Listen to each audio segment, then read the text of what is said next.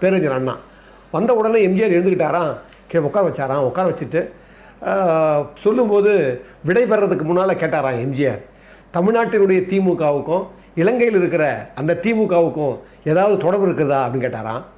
அது பேரறிஞர் அண்ணா சொன்னாராம், ஸ்தாபன ரீதியாக எந்த தொடர்பும் கிடையாது, ஆனால் என்னுடைய அதிகாரப்பூர்வமான ஒரு கருத்துன்னு சொல்லி உடனே எழுத ஆரம்பிச்சிட்டாராம்.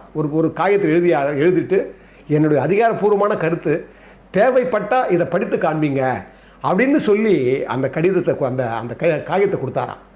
அதை வாங்கிக்கிட்டு அவருடைய மாலை அணிவிச்சாராம் பேரறிஞர் அண்ணா. அந்த மாலை அணிவித்த பிறகு அதுக்கப்புறம் விமானத்துக்கு ஏறினாராம். அவர் சொல்லிட்டு சொல்கிறாரு, அப்போ அன்று இலங்கைக்கு பயணமாகிற போது எனக்கு இருந்த பேரறிஞர் அண்ணா, என்னுடைய அண்ணன் அண்ணா அவர்கள் இப்போ இல்லை. ஏன் இல்லை? அதனாலே நான் என்ன பண்ணேன், காலையிலேயே நான் என்ன பண்ணேன், அவர் உறங்கும் இடத்திற்கு நான் சென்று அவருடைய